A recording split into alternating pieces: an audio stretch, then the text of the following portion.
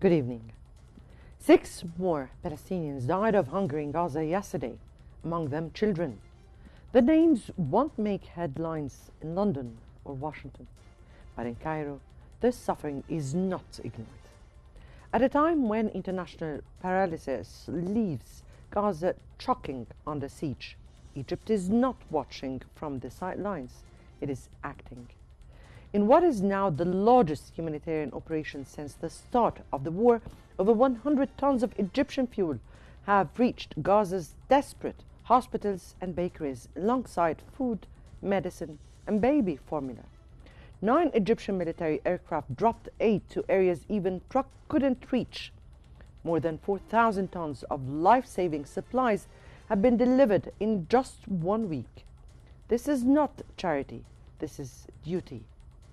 Because Egypt has always been the first line of defense for Palestine, not with empty statements, but with convoys, crossings, and courage. While others debate diplomacy in air-conditioned rooms, Egypt breaks through the blockade with blood, sweat, and resolve. Let this stand as a reminder. Recognition alone does not feed the starving. Diplomatic gestures cannot bury the dead with dignity. Palestine needs action, and it needs justice. As Egypt pushes aid through broken corridors, others are beginning to confront the political choices. In London, a historic shift is underway, one that could reshape global diplomacy or reveal just how little power remains behind once mighty declarations. In this episode, we dive deep into 2 parallel crises. First, the UK's landmark decision to recognize the State of Palestine, a move driven by both moral urgency and domestic political survival. Then we return to the ground in Gaza, where starvation, looting, and Israeli fire have turned aid delivery into a death trap, and where Egypt's convoys now serve as the last thread of hope. I'm Mona Moselhi, and this is In Focus.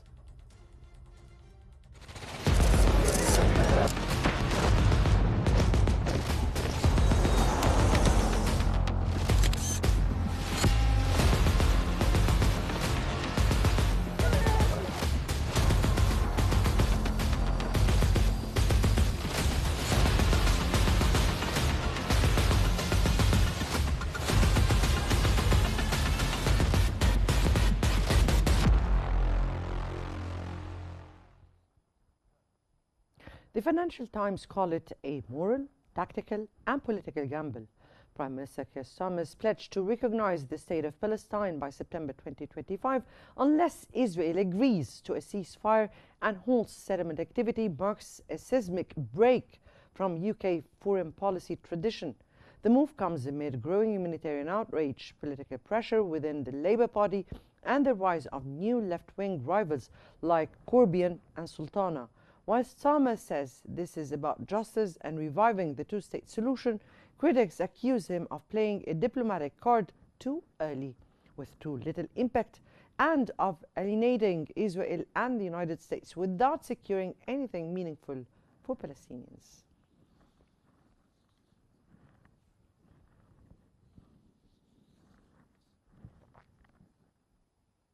Now, to break down the motives and implications behind this shift, we're joined by Mr. Babak Imamian and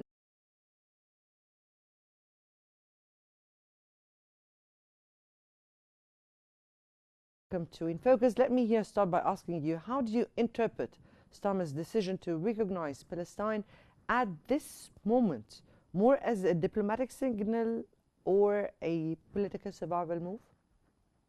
Well, as you mentioned, there are now a starvation crisis in Gaza, and there is that humanitarian crisis which has to be addressed. But that is not the only crisis that Gaza faces. There is the actual Gaza situation crisis. There is the two-state solution problem, which is very difficult to solve. And also, as you mentioned, is the recognition of the Palestinian statehood, which then, how do you do that in a way that is effective? But going back to the first one, a starvation crisis, as you mentioned, now the truckloads are coming from Egypt, which is fantastic. But realistically, as we hear from UN, you need 500 to 1,000 trucks per day. And that is about $60 million of cost, at least $60 million. There are 2 million people in Gaza. To feed them at $3 per head per day, that's 60 million, which is minimum. Some people say it's double that. It has to be 120 million per head per day. So if the UN said those reports, why the international community at large is not moving? Why Egypt only is the one who's moving? Well, that's another issue. I was getting to the cost of it, and the Europeans, whether they are prepared, as you said, instead of sitting in air-conditioned rooms, actually get on the ground and pay for the cost of this food crisis in Gaza, which President Trump said U.S. is the only one who has contributed $60 million. But even that is not enough. You need $60 million per day. So our Europeans are prepared to do that. That's a main issue. So I would say the recognition by Keir Starmer of Palestinian statehood, it's very much symbolic with so many conditions that it's very difficult to achieve. And perhaps, and in a way, I'm sure, he's pandering to the vote of Muslim communities in Britain rather than attempting to have a serious solution to the starvation crisis in Gaza. Right.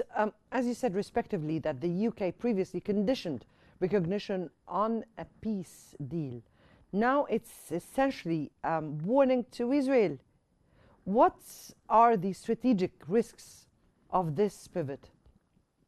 Well, thank you for that question. You're right. It is not conditions anymore. It's now threat to Israel. So the question is, how is the British Prime Minister, Keir Starmer, follow out that threat if Israeli take no effect of that?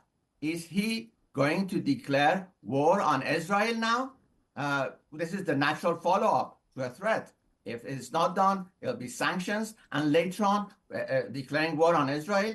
I think... Do you really think that the British government would go to that extent?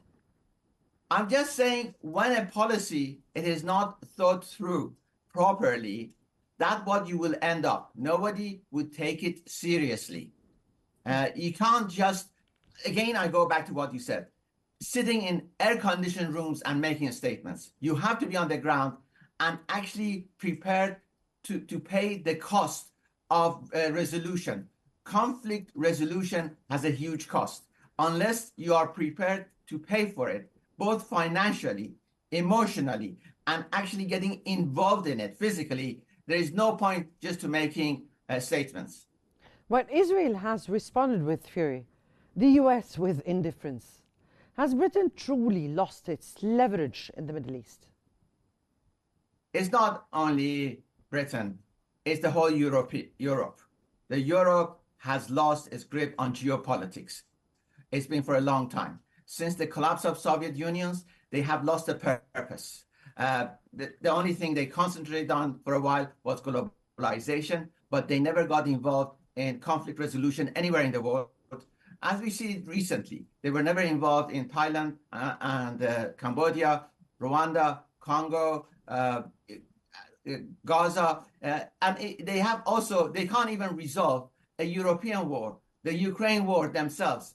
So they've really lost the grip or the expertise in geopolitics handling. Now, some argue that this move rewards Hamas or weakens Israel's security. Others say it acknowledges Palestinian suffering. How do you see that moral tension?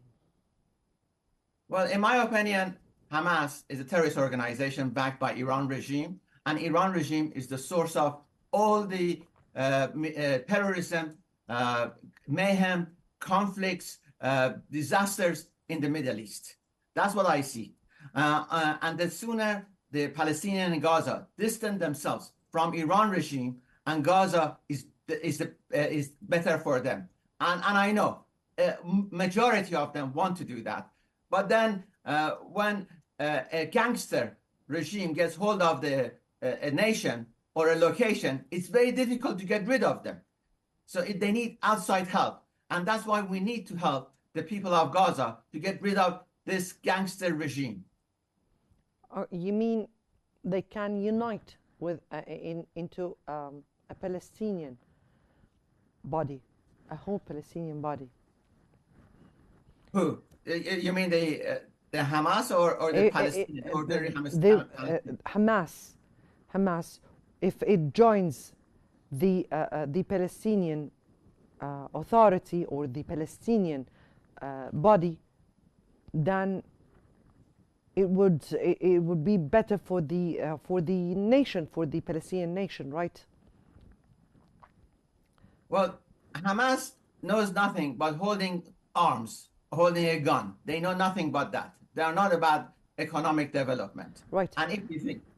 Right. Let me here go to Mr. Sama again. And Mr. Sama faces mounting international pressure from the left, especially with the Corbyn and Sultana launching this new party. Now, could this recognition stem party implosion?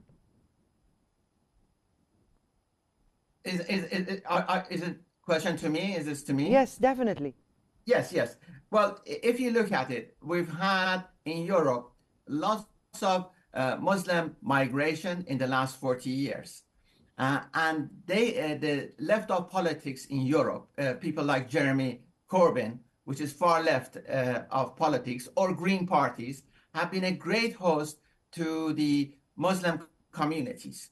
Now, let me give you an example. The Muslim community in United Kingdom is about 4 million people. And 90% of them are very productive, very peaceful, very nice people.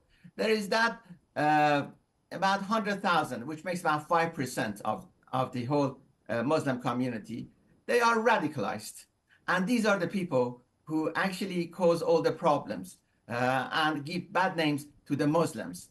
So, and the left of politics have been a host to them under the banner of being anti-American, because left of politics by nature is anti-American, and anybody who is anti-American, they would host them, they would give them platform. And that's what has been the left of politics in Europe has been a great platform for the extremist Islamists in politics. Mm-hmm. Now, is there any realistic hope that this UK move could revive peace efforts or influence American policy? Right now, there's a drift between Europe and US, which is not helpful. And again, I go back. Europe is a great continent. It's a cradle of modern civilization. It has lots of engineering, lots of financial abilities. But do they want to seriously get involved in resolving conflicts? And are they prepared to pay the cost of it? And I say no, they're not prepared. They're not even prepared to pay for the cost of Ukraine war.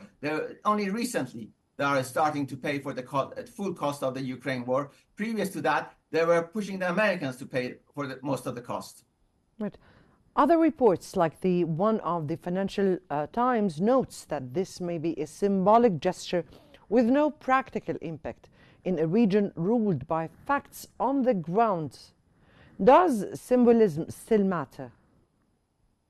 Symbolism is good. It gives you good feeling, but then it lasts 48 hours, 72 hours, and definitely not after a month. So you need concrete solution. And I again go back to we need economic development plans, serious economic development plans for Gaza. And I've mentioned that before.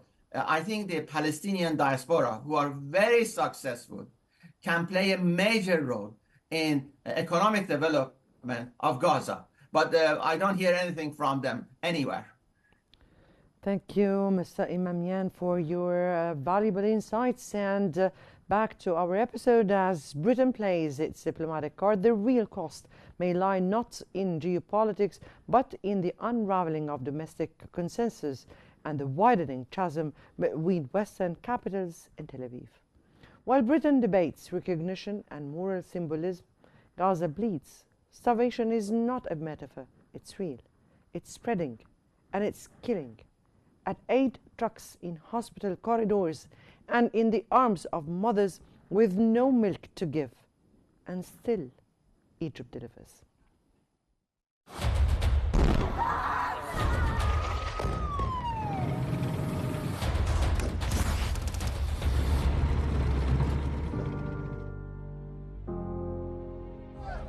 والله العظيم ولا حبة رز، والله العظيم ولا حبة عدس. ما فيش أكل، ما فيش شرب، عندي بنت سنتين ونص صارت نص.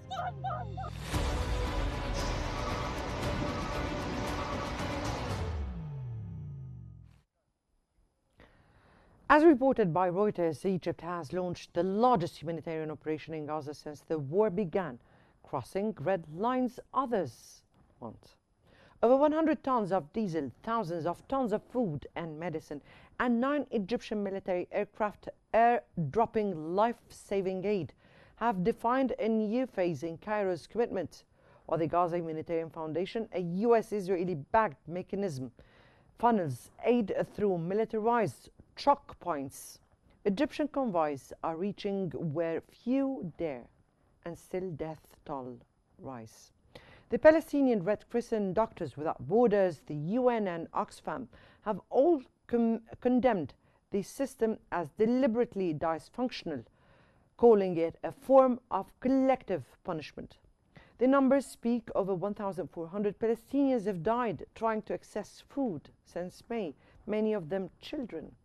Meanwhile, Israeli forces continue to strike near distribution sites. Gangs, sometimes armed and aided by Israeli approval, loot aid and resell it. Hospitals are out of fuel, and yet the world hesitates.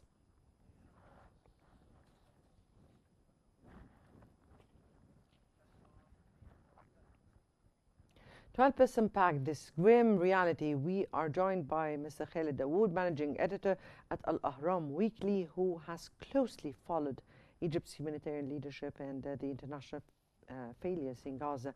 Mr. Khaled, good evening to you, sir, and welcome to In Focus. Let me start by asking you, 6 more children died of hunger just yesterday. How do you assess the scale of this famine and Egypt's evolving response? Well, thanks, Mona, for having me. I think it's a continuation of the tragedy that we're witnessing daily in the occupied Gaza Strip over the past few months, particularly since Israel breached the ceasefire agreement in early March and decided to impose a lockdown on Gaza in order to put pressure on Hamas to accept the Israeli demands in terms of refusal to agree to a permanent end to the war and unconditional flow of the assistance to Gaza, besides the release of Palestinian prisoners in return for the Israeli hostages that are being held by Hamas. It's not just children that are dying of hunger, but we'll also continue to see the failure of the joint U.S.-Israeli effort represented by the so-called Gaza Humanitarian Foundation. Just today, according to the Palestinian Health Ministry, a total of 92 people have been killed by the Israeli forces, including at least 56 who were trying to get food portions that are being distributed by the Gaza Humanitarian Foundation. And again, it's not just the Egyptians or the Arab countries and the world many countries worldwide that are criticizing this regime, but even U.S. senators and U.S. congressmen and women have been sending letters to Mr. Trump, Donald Trump, the U.S. president, saying that this system the U.S. is backing and funding is a total failure. It does not help at all in solving the disastrous humanitarian situation in Gaza, and basically leads to the death of more and more Palestinians on a daily basis. Mm-hmm. So, I mean, this human tragedy that we're witnessing unfolding in front of us 24/7 is the reason why we see such world outrage. I mean, worldwide, we are seeing demonstrations, we are seeing protests. Just in Australia, which is not necessarily known for supporting the Palestinian cause. We've seen one of the largest demonstrations ever there, blocking one of the key bridges in the capital of Australia. And also, we have seen the reaction by key European nations such as France and the Great Britain, who have announced that they are planning to recognize the independence of a Palestinian state despite all the Israeli propaganda in recognition of the dire humanitarian situation and also the need for a political solution. So again, every day passes with those deaths, those the desperate images that are coming out of Gaza. We are seeing Israel more isolated and more under pressure to end this war and allow unconditional access of humanitarian. Indeed, indeed. Mr. Khaled, Egypt's convoys, especially the Zed al-Izza initiative, are now Gaza's primary lifeline. What makes Cairo able to act when others stall? Well, again, Egypt has a historic responsibility towards the Palestinian cause. I mean, everybody knows that Gaza has been under Egyptian administration for a long time until Israel occupied the Gaza Strip in 1967. And many Gazans have the historic relationships with Egypt. And again, being the only border country with the Gaza Strip over the past decades, I mean, Egypt bears a special responsibility in meeting needs of the Palestinian people. And the Egyptian people are as angry as people all over the Arab world and people in Islamic countries, African countries, European nations. And again, the Egyptian president, Abdel Fattah al-Sisi, has recognized this public anger and responded to that by increasing Egypt's diplomatic pressure on Israel, along with key Arab countries, in order to allow the humanitarian aid to go into Gaza until a political solution is found. I mean, this is a joint American-Israeli responsibility. They are the ones who withdraw from the Doha talks without really presenting an alternative. And while the United States is now debating what they describe as a new system for distribution of aid inside Gaza, Egypt could not wait until this system takes effect and using its experience in dealing with the situation of Gaza and the diplomatic relation we maintain with Israel. Again, I think Egypt made a great success by being able to allow an unprecedented number of trucks inside Gaza and at the same time working with other countries in the airlifting operation and dropping the aid packages over Gaza. But at the same time, the more important effort Egypt is carrying out is through the diplomatic channels. Egyptian Foreign Minister Badr Abdel Ati was in Washington recently. He met with the U.S. Middle East Peace Envoy Steve Witkoff. He met with Secretary of State Marco Rubio and is stressing the need for finding solutions for the current impasse in negotiations by either reaching a temporary ceasefire that would help at a later stage to have a permanent ceasefire, or working with Saudi Arabia and France in presenting a more comprehensive solution that would include the recognition of a Palestinian state. So Egypt is using all the capabilities it has, all the relationships it has on the regional and international levels to ease the suffering of the Palestinian people and to stop the war. Well, hopefully those would not be just diplomatic gestures. We hope for deeds, not words. Many aid agencies and international bodies say the GHF is not just failing, but endangering lives. Now, how has this Israeli-backed system also escaped of humanitarian access? Well, I mean, Israel and the United States, unfortunately, U.S. President Donald Trump have been repeating one claim that their own agencies have not been backing in terms of allegations that Hamas uses the humanitarian aid that gets into the Gaza Strip in order to confiscate it and resell it to the Palestinian people. And we've seen reports even by the Israeli army and by U.S. intelligence agencies denying such claim. And of course, the UN humanitarian organizations that said that they have a very efficient and tight system that includes many guarantees that none of this aid is going to go to Hamas or any other armed militant groups. But at the same time, I think the whole world is aware that Israel wants to end the presence of the UN agencies in Gaza. And this, Gaza Humanitarian Foundation, GHF, that you've been referring to, is basically an attempt to cover up the Israeli plans to reoccupy Gaza and to maintain a permanent presence there. So there's saying we're not going to allow the United Nations in. We're not going to allow an alternative government to Hamas to exist, represented by the Palestinian Authority. We're going to take care of this issue ourselves because, according to the statements made by Netanyahu and top Israeli officials, they have no plans in the short term to pull out from the Gaza Strip, and they want to maintain security control there. But at the same time, the key problem, even according to articles published in the New York Times by key workers in the field of humanitarian delivery of aid, are stating that this system is totally inefficient. There are only 3 or 4 points to distribute food compared to 400 distribution points that have been run by the United Nations Relief and Work Agency known as UNRWA.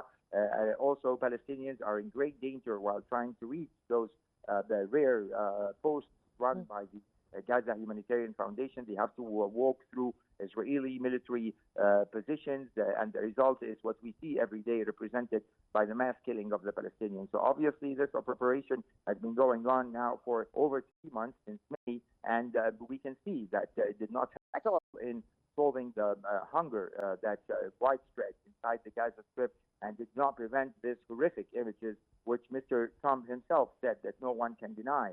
The misery and the starvation that exists in Gaza, even though he's been in total alliance with Israeli Prime Minister Benjamin Netanyahu. But even some media described those aid distribution sites like choke points, not checkpoints. Let me go here to our episode, and the scenes at the aid sites are devastating.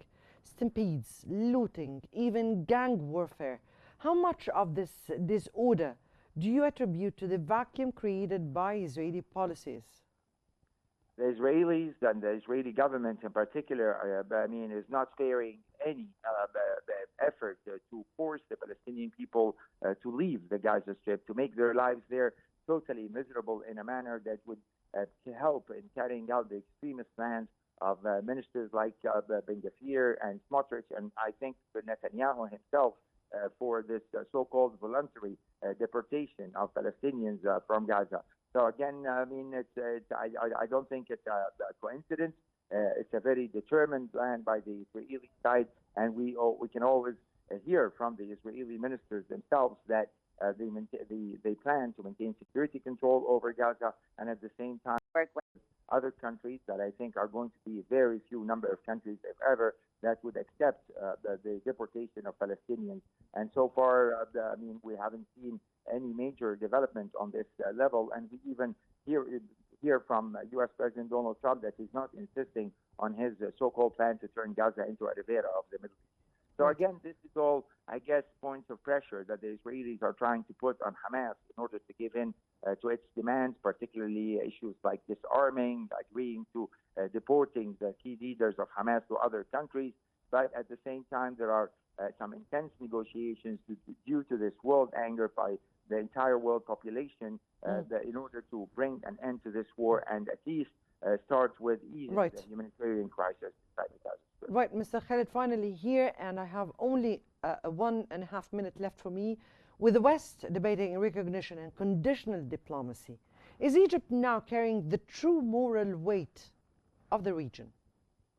Indeed. This is a historic responsibility that we've been carrying for decades. We're at the forefront of the countries that are fighting for the end of the war in Gaza and to ease the entry of the humanitarian aid inside Gaza. So certainly Egypt is spearheading all those efforts, whether in terms of effort to end the war or effort to mediate a solution that would bring in an end to the suffering of the people in Gaza, and at the same time working on a long-term political solution that would include the establishment of a Palestinian state so that we can avoid repeated wars and aggressions against the Palestinian people. All right. Thank you so much, Mr. Khaled Dawood, for this vital clarity. And while world powers issue statements, Egypt is filling fuel tanks, restocking hospitals, and carrying flour into fire. The people of Gaza aren't counting on symbolism. They are counting on convoys, and they are counting on the courage of those who refuse to turn away. As we close this episode of In Focus, one truth stands stark. While political leaders debate recognition and diplomacy, the people of Gaza are dying for bread. The UK's move to recognize Palestine may shift global discourse. But in the dust and the debris of Gaza, symbolism offers no shelter, and starvation speaks louder than statecraft. Recognition without relief is a hollow gesture, and as humanitarian law is trampled and political calculations eclipse more responsibility, the world must ask, what is the value of diplomacy if it cannot stop the hunger or the bullets? Until justice is not only declared but delivered, we'll keep asking the hard questions. I'm Mona Moselhi, and this was In Focus. Many thanks for watching.